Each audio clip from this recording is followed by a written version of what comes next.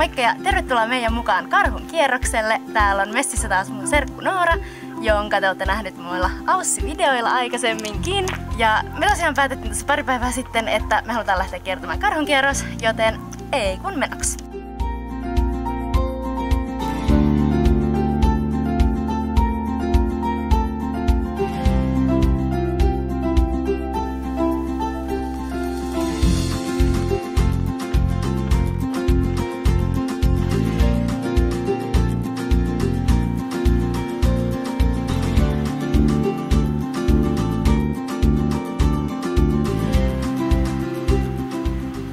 Tosiaan täällä Karhunkierroksella me ollaan meidän ekalla stopilla. Tän nimi on Perttumakoski ja siis aamupala on tässä justiinsa laitettu kokoon ja me aloitettiin tää eilen. Nyt on torstai-aamu. Me vedettiin vaan semmoset reilu 6 kilsaa tossa illalla, että tultiin sen verran myöhään Rukalle ja siitä ennen kuin saatiin taksi tonne Karhunkierroksen luontokeskukseen, mikä on tuolla, onko se Hautajärvi. Eli Hautajärvelle otettiin taksi ja sieltä käveltiin tähän asti ja nyt olisi sitten vielä aika monta kilometriä jäljellä. Karhunkierroshan on siis 82 kilsaa, mutta me tiedetään jo nyt, että me tullaan ottaa muutamia semmosia pieniä ekstra polkuja, niin varmaan joku 85 on meidän arvio suunnilleen, mikä tässä kokonaisuudessaan tulee. Että eiköhän tästä lähdetä pikkuhiljaa talsimaan, niin saadaan niitä kilometrejä kasaan.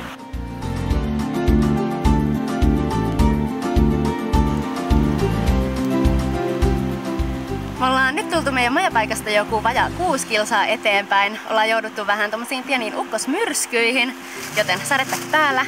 Ja me tultiin nyt katsomaan tänne alas tällaista rupukiveä. Se näkyy vissiin vähän tuolla taustalla jossain, mutta mennään vähän lähemmäs tsikkailemaan sitä.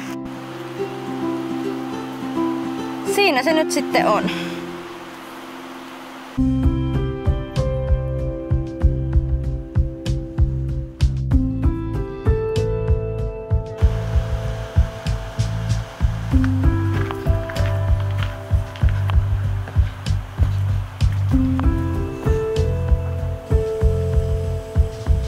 Tultiin tähän Savilammen tuvalle laittaa vähän nyt safkaa ja lähdetään sitä jatkamaan Taivalkönkäälle seuraavaksi. Sinne pitäisi olla joku reilu 3 kilsaa matkaa.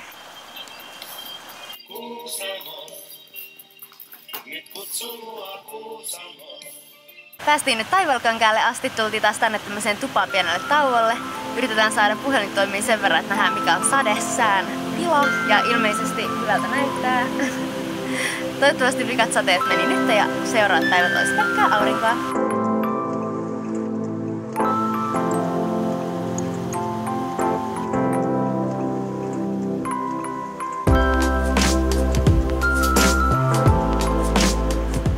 Meillä on nyt testissä oikein tämmönen virallinen retkiruoka. Täältä tulee kanaa ja limeä. Ja Noora on siirtynyt tähän Australiasta tuttuun verkkomuotiin. Tää on hyvää.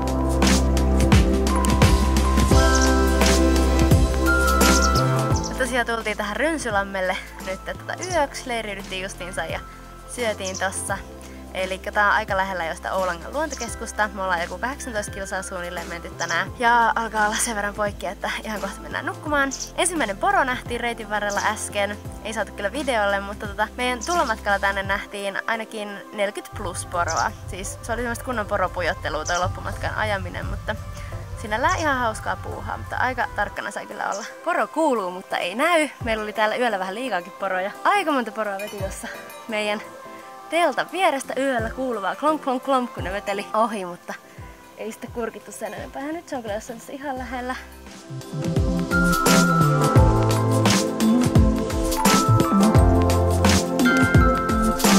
Päästiin just perille tänne Oulangan luontokeskukseen. Tästä lähtee reitti tonne Kiutakönkäälle seuraavaksi, mutta me ajateltiin käyttää tää hyödyksi ja mennä kahville ja jollekin muille.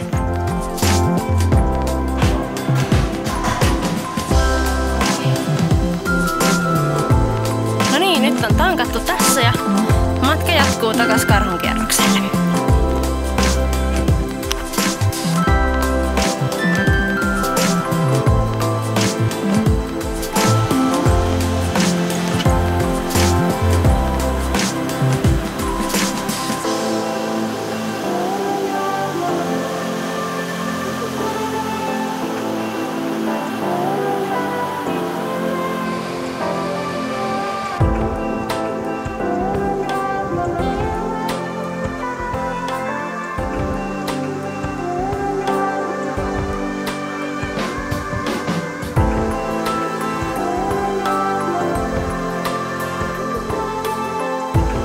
taas poro vastaan.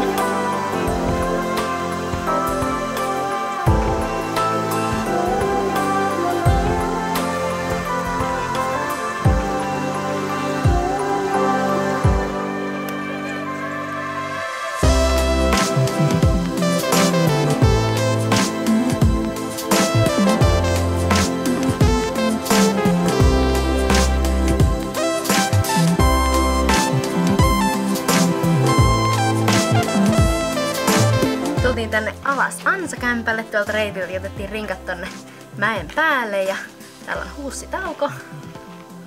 Tää näyttää kyllä ihan kivalta.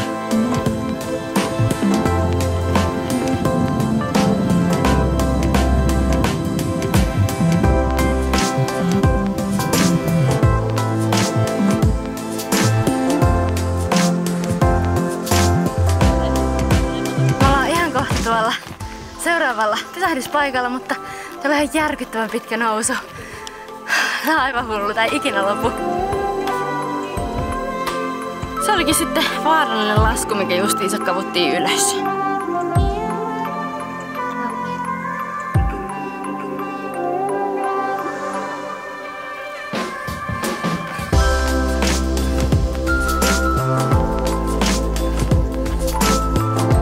Kattokaa mitä täällä on. 41. Oho, puoliväliin selvitty. Ihan crazy.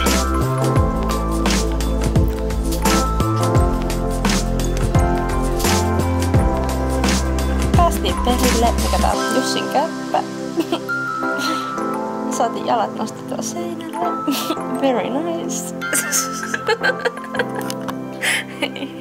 Missä sä oot siellä?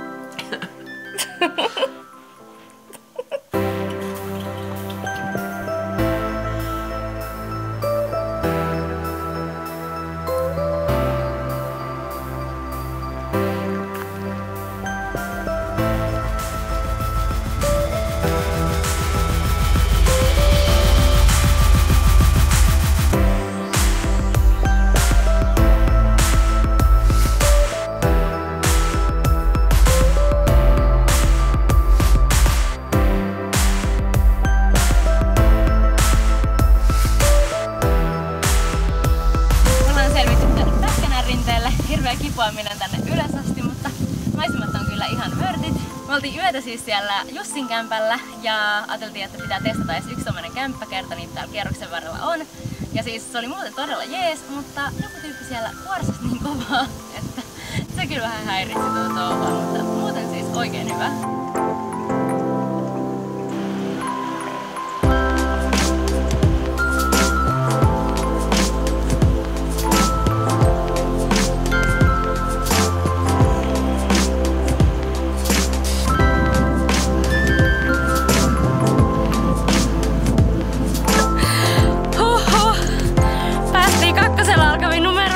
Tää tuli ihan täydelliseen kohtaan, koska me kivuttiin just tommonen hullu ylämäki ylös ja katsottiin, että ei, tää vaan jatkuu toinen ylämäki tän tasanteen jälkeen.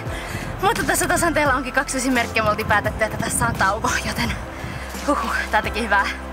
Muutenkin tää maasto on nyt joen varressa ollut aika paljon haastavampaa. Meidän hienoissa ohjeissakin luki, että tää on yksi vaativimmista osuuksista, mutta sitä se todella on. Ei sinänsä mitenkään hirveän rankka, mutta pitää kyllä koko ajan varoa, että mihin askel menee ja tolleen niin. Joo, mutta nyt tauko.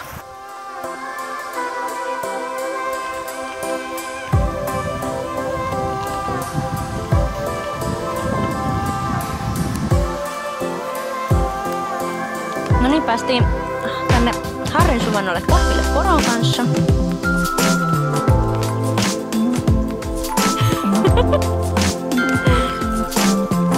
Hyvä akrobatiaa. Joo. Tässä vaiheessa meidän reitti oli yhdistynyt pieneen karhunkierrokseen ja oli hauskaa nähdä kaikkia maisemia, mitkä me tunnistettiin, koska me ollaan molemmat käyty tää joskus pienenä vetämässä ympäri. Tää pieni karhunkierros siis.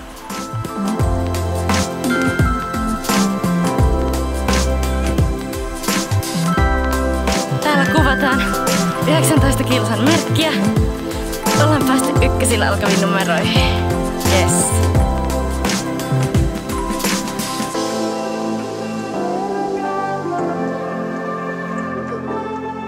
4. kokonaiselle päivälle osui kaikki kaikkein pahimmat nousut. Ja vaikka meillä oli semmoinen todella alkeellinen kartta, missä ei mitään korkeuseroja näy, niin sen mukana tuli kuitenkin tosi hyvät sanalliset ohjeet, joten me oltiin osattu varautua näihin nousuihin ihan hyvin. Toi reitti on muutenkin merkattu niin hyvin, että mun mielestä siinä ei todellakaan tarvii mitään hirveän hienoa karttaa, vaan ihan tommosella kilsat näyttävällä kartalla pärjää tosi hyvin. Et me ainakin printattiin vaan Kuusamon sivuilta semmonen suuntaa antava kartta messiin ja pärjättiin sillä oikein mainiosti. Alun perin meidän suunnitelmana oli jättää maanantai-aamulle viimeiset noin 5 kilsaa ja ne kaikkein pahimmat nousut, mutta me oltiin sunnuntai-iltana jossain niin hurmostilassa, että me päätettiin vetää loppuun asti. Me vaan soitettiin meidän sukulaisille Kajaaniin, että saadaanko tulla sinne sitten yöksi ja päätettiin vetää sitten tää reitti loppuun. Ja se loppumatka meni jotenkin niin semmoisessa flow-tilassa, että niinku ihan täydellinen loppuhuipennus tolle meidän reissulle. En siis voi muuta kuin suositella Karhun kierrosta. Ja hei, kiitos, että katsoit tämän videon. Jos tykkäsit, niin jätä peukku. Arvostan sitä todella paljon. Ja kerro kommentteihin, että ootko ikinä käynyt Karhun kierroksella tai onko sulla suunnitelmissa tehdä se. Autolle päästy. Heitetään vaan kamat tähän ja mennään Skandikkiin suihkuun ja sitten lähdetään ajelemaan poispäin.